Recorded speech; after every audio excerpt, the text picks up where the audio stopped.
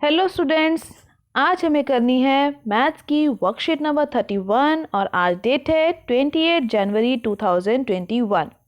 आज की हमारी वर्कशीट का टॉपिक है ट्रायंगल एंड इट्स प्रॉपर्टी और आज हम सीखेंगे ट्रायंगल कितने तरीके के होते हैं on the basis of their sides and angles. तो सबसे पहले आज की वर्कशीट में हमें दो छोटे से क्वेश्चन यहाँ पे दिए गए हैं। तो सबसे पहले हम इन क्वेश्चंस को सॉल्व कर लेते हैं। पहला क्वेश्चन है हमारा, the sum of the angles of a triangle is dash. तो किसी भी ट्राइंगल के तीनों एंगल्स का सम कितना होता है, पढ़ा हुआ है ना आपने, 180 degree. Next is exterior angle of a triangle is equal to dash. Exterior angle किसके इक्वल होता है, is equal to the sum of interior opposite angles, यानी अंदर वाले जो दो एंगल्स हैं अपोजिट एंगल, उन दोनों के सम के इक्वल होता है। So we will write sum of interior opposite angles, sum of two interior opposite angles लिख देते हैं।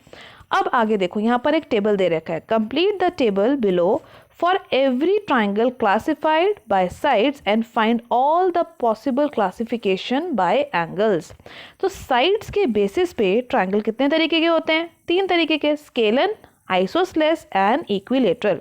स्केलन ट्रायंगल कौन सा होता है, जिसकी कोई भी साइड इक्वल नहीं होती। आइसोसलेस कौन सा होता है, जिसकी दो साइडें इक्वल होती हैं। और इक्विलेटरल ट्रायंगल होता है जिसकी तीनों साइड्स इक्वल होती हैं। और एंगल्स के बेसिस पर हमारे ट्रायंगल तीन तरीके के होते हैं, acute angle, right angle and obtuse angle triangle. अब जो मेरा स्केलन ट्रायंगल स्केलन ट्रायंगल की तीनों साइड्स जो हैं अनइक्वल होती हैं, है ना। लेकिन स्केलन ट्रायंगल के जो तीनों एंगल हैं वो या तो एक्यूट एंगल हो सकते हैं, ऐसा डायग्राम बन सकता है, सो दिस इज ट्रू।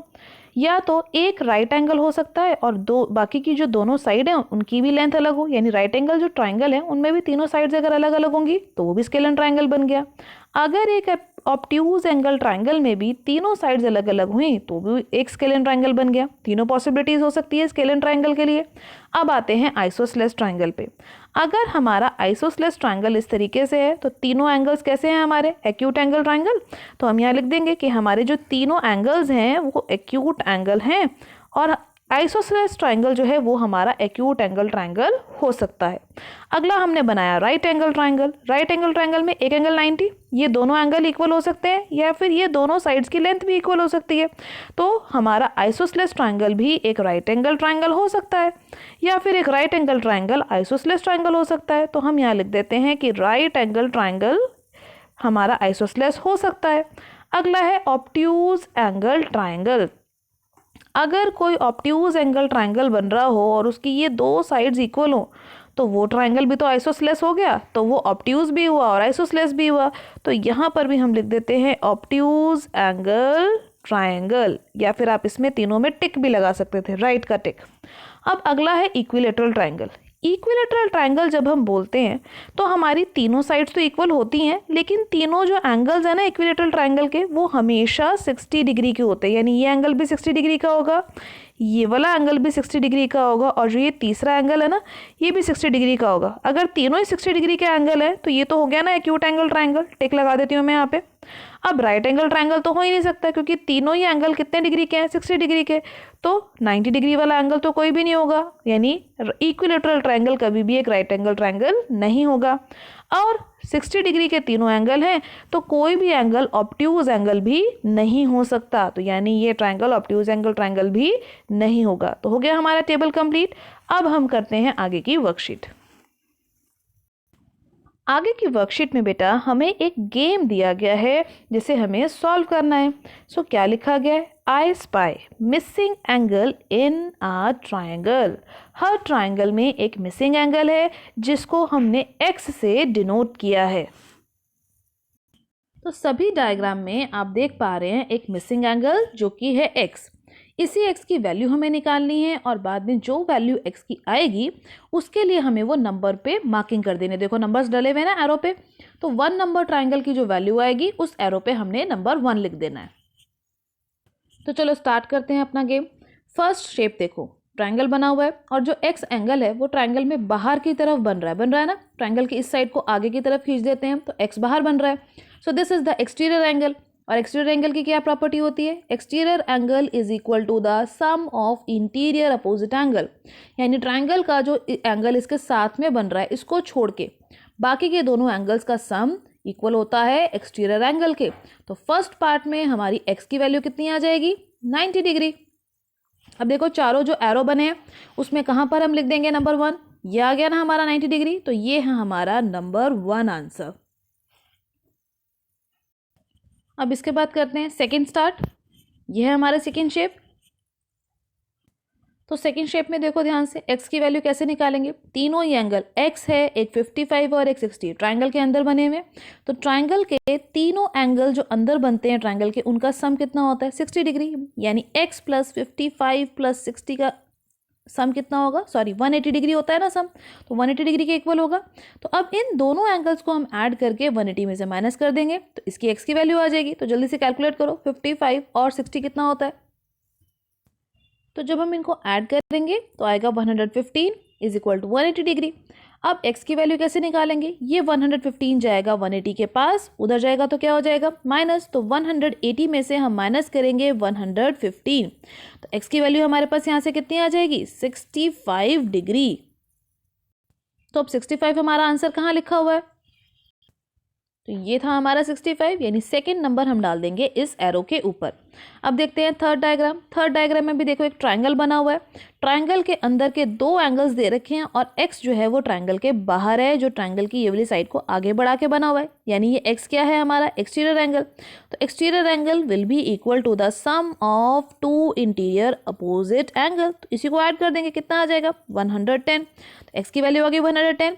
अब 110 हमारा कहाँ लिखा है? यहाँ पर। तो हमारा थर्ड आंसर आ जाएगा यहाँ पे, इस एरो पे डाल देंगे 3। अब है हमारा फोर्थ सर्कल यानी फोर्थ पार्ट। तो ध्यान से देखो, इस ट्रायंगल में यहाँ पर बना हुआ है ये साइन। ये साइन किसका होता है? 90 डिग्री का। जहाँ पर भी ये साइन बना होता है यानी वो एंगल है 90 डिग्री। अब ये तीनों एंगल भी ट्रायंगल के अंदर बने हुए हैं, तो यानी एक्स में जब 90 डिग्री और 20 डिग्री जुड़ जाएंगे तो तीनों एंगल का सम कितना हो जाएगा? 180 डिग्री, क्योंकि ट्रायंगल के तीनों एंगल का सम होता है 180 डिग्री। अब इन दोनों एंगल्स को ऐड करो, ऐड करके हमारा कितना आ गया? 110। अब इसकी x की वैल्यू हम कैसे निकालेंगे? ये 110 चला जाएगा 180 के पास, इधर ये ऐड हो रहा है तो 180 के पास जाके क्या हो जाएगा? माइनस। तो हम क्या लिखेंगे? 180 माइनस 110 डिग्री। x की वैल्यू कितनी आ गई? 70 डिग्री। अब कहाँ है हमारा 70 लिखा हुआ? ये है हमारा 70। तो इस एरो के ऊपर हम क्या लिख देंगे? नंबर 4। तो हो गए हमारे चारों ट्राइंगल्स की वैल्यू सॉल्व। अब करते हैं हम आगे की वर्कशीट।